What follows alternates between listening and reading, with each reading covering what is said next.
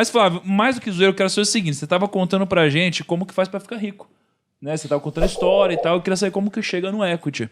Me interessa muito. Essa história do equity levou um tempo eu saber que isso existia. Porque como é que eu estudo? Né? Eu estudo de acordo com aquilo que eu quero alcançar. Por exemplo, o dia que eu fui precisar, que eu questionei o meu modelo, eu passei para a franquia, eu fui estudar sobre franquia. Como é que eu estudo? Eu vou pesquisar, eu vou ler sobre o assunto e vou conversar com pessoas especialistas no assunto. Acho que esse é o principal ponto. Num papo que você tem com um cara, você começa a assimilar. Aí entra a nossa capacidade de conectar as informações. Né? Eu pego uma informação aqui, eu leio uma outra aqui, eu pego a minha necessidade ali, você conecta as coisas e você começa a achar solução para elas. Às vezes as pessoas têm muito essa dificuldade. Isso chama achar um nexo entre as coisas, né? A história do se A igual a B, B igual a C, logo A igual a C. Esse A igual a C, às vezes as pessoas elas não conseguem conectar. Então, assim que foi o processo de aprendizagem. Então, com equity aconteceu assim também. Né? Eu já tinha uma empresa grande, já estava bem grande, e recebi um cara no meu escritório propondo comprar o meu negócio por 200 milhões de reais. Eu acho uma grana surreal. Isso, 200 milhões de reais em 2008. Foi uma proposta surreal. Era um dinheiro inimaginável para mim. Eu tinha, na época, digamos assim, que eu tinha dinheiro guardado era 15 milhões de reais. Tá? Eu tinha 15 milhões de reais guardado. Meu negócio já valia 200 milhões. Mas eu investia tudo no meu negócio. Então, para pensar. Você tem 15 milhões em dinheiro e aí alguém te propõe 200 milhões. É forte. Peraí que você pediu pra pensar e o Kaique ainda tá desfrutando. Eu ia assinar as paradas e nunca mais ninguém ia me ver. Não. Eu investia tudo em bolsa na época. Ai, meu Deus. Eu operava a bolsa e operava bem já há algum tempo. Já operava a bolsa desde 2000. Pegou a época boa, né, Flávio? Desde 2004 eu operava a bolsa. Pô, você entendeu? Boa. E aí o que aconteceu? Eu pedi o cara 30 dias para pensar. Por que eu pedi para pensar? Eu queria entender o que estava acontecendo, o que era aquilo. Eu fui pesquisar essa história. E aí foi justamente, olha que interessante, justamente no mês, se eu não me engano, foi o mês de julho de 2008, se eu não me engano, eu sempre operei, gostei de operar opções, travado, com garantia. Na realidade, eu operava na venda, né? Eu operava vendido. Minha meta era ganhar sempre 3% ao mês. E a gente tinha ali, estava no ciclo já há 5 anos operando bem, fazendo esse modelo. E eu estava alavancado 5 vezes. Então, você imagina, eu tinha 15 milhões vezes 5, 75 milhões, operando 75 milhões. Estava alavancado a termo 5 vezes. Em Vale. Em Vale. Gostoso, hein? Gostoso, 2008, Vale. 2008, bem, não é? Pô. E assim, Vale ia fazer, se eu não me engano, naquele mês ia fazer o IPO dela na França, se eu não me engano, se não me falha a memória. Aquilo ali era para eu fazer 20%, 30% naquele mês, tranquilo, joia. Eis que Lehman Brothers fecha.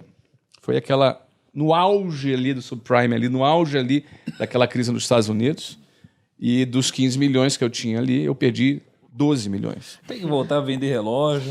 Eu perdi dos 15, 12 milhões, assim, 3 dias, 4 dias, alguma coisa assim. Caramba. Ou seja... Nossa, cara, como que o cara não morre, velho? Você morre, velho. Perdi tudo. Morrer não morre. E eu estava o quê? Pensando se eu ia aceitar os 200 ou não. Então, você imagina que incentivo eu tive para aceitar, né?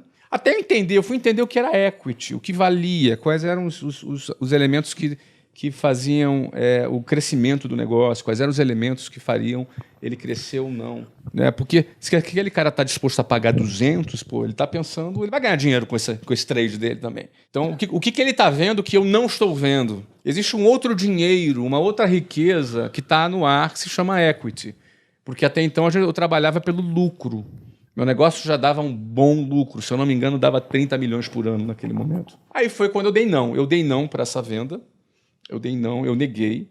Foi para o meu amigo Charles Martins, que eles eram dono, e o Carlos Wizard, eles eram dono da Wizard, fizeram essa proposta de compra. Eu neguei essa proposta de compra e comecei a entender que jogo esses caras estão jogando. Eu quero entender esse jogo. É um outro jogo, o equity é um outro jogo.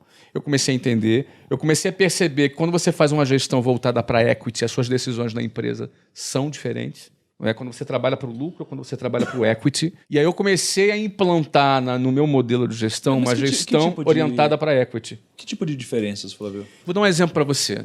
Quando você se preocupa muito, às vezes, quando você trabalha no lucro, você se preocupa muito com a parte tributária. Não que não seja importante a parte tributária, que você não deva ter um bom planejamento tributário, porque isso impacta em caixa. Mas isso não impacta em resultado.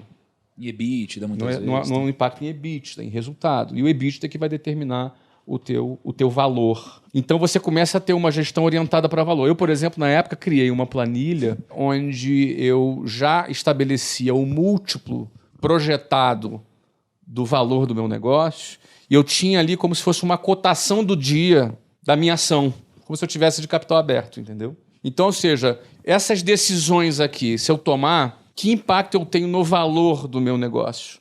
Eu começo a não me preocupar mais com o lucro. Não que o lucro não seja importante também. Então, por exemplo, eu determinei uma retirada fixa, como se eu tivesse um salário. E o resto tudo eu vou trabalhar para investir no negócio. Ali eu tocava a minha vida e o resto eu vou investir. O que eu posso fazer de investimento para determinar o meu valor? Aí começa a aparecer a aquisição, a compra do negócio. E aí justifica você tomar, às vezes, uma dívida para você fazer uma aquisição. Justifica você criar um caixa, você se preocupar muito mais em ter um caixa na empresa para você ter dinheiro para fazer aquisição do que você tirar dinheiro para comprar um carro novo, pôr uma casa nova, fazer uma viagem, uma coisa do tipo. Você está entendendo? Você começa a ter uma gestão orientada para valor e não simplesmente para o resultado direto, o que vai o dinheiro para o teu bolso.